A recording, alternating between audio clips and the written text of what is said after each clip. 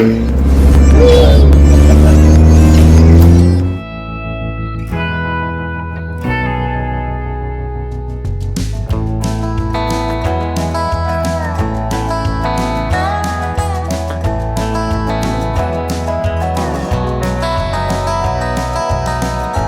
going back to the place I ran from. Palm trees, broken roads, desert dust bowl sun, where the billman will call you almost every week. Which bills to pay today, what's left in the fridge to eat.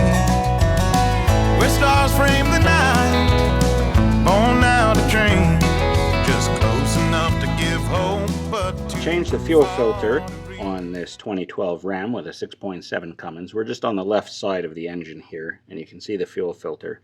So if you look right down there, there's a little yellow cap, and that's your drain. You're going to loosen that off about a quarter turn, and the fuel is going to empty out of this canister down below. You're going to want a drain pan down there just to contain the mess. And then if we come up here, that's a 1 1/8 inch hex. So just get a socket on there, or extension, whatever you want to use to get the job done. Once it's drained out, you undo that cap, and then we'll get the filter out. So let's tackle that. Get that open.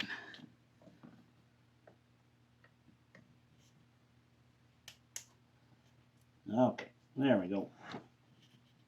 The drain is open. I hear fluid flowing. I'm gonna go make sure I'm not spilling on the floor. It's coming right off the bottom of the diff, so that's perfect. Okay. Hi.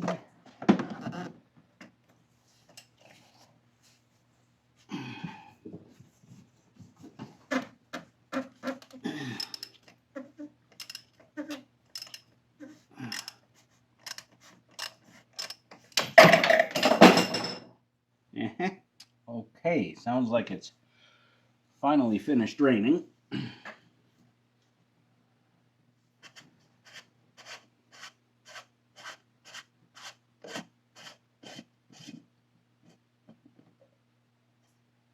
Losing all kinds of diesel when we pull the cap off. I don't understand that. Shouldn't it be coming out of the drain? Well, before I could finish yesterday, I got called into the house. Little top tech has not been feeling very well, and he was up and crying and upset, and so I had to go in and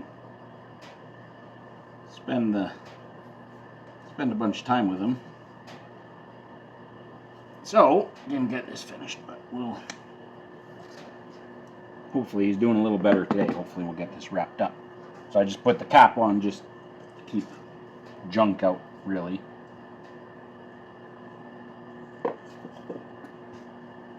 Okay.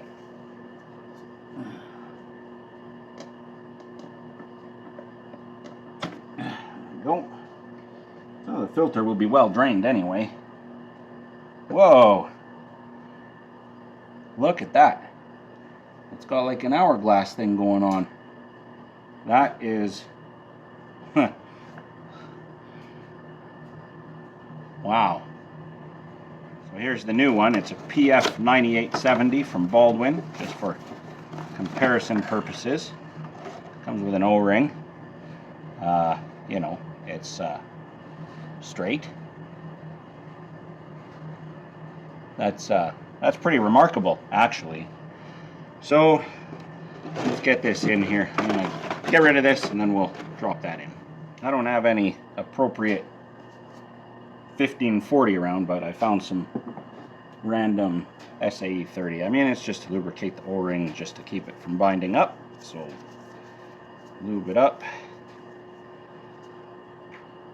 And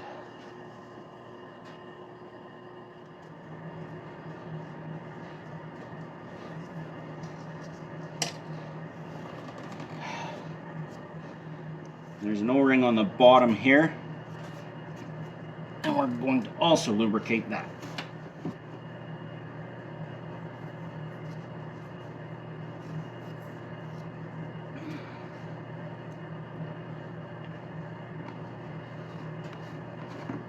And we go with the filter. Once it's kind of there, just, oh, this one has a handle. Ah, how cool. Press it down, job done. Now, I just got to put the cap on. And I believe, yeah, 30.5 Newton meters. The torque's right on there. So that's going to be roughly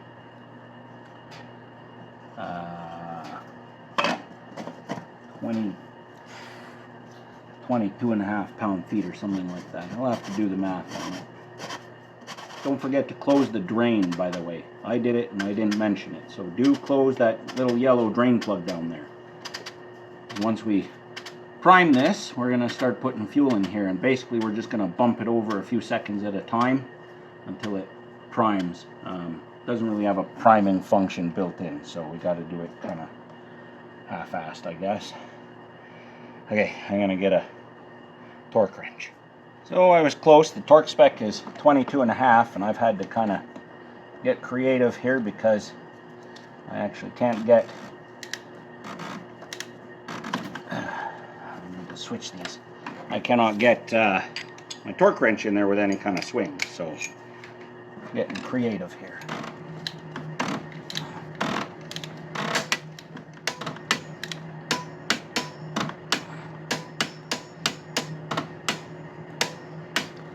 Okay, good.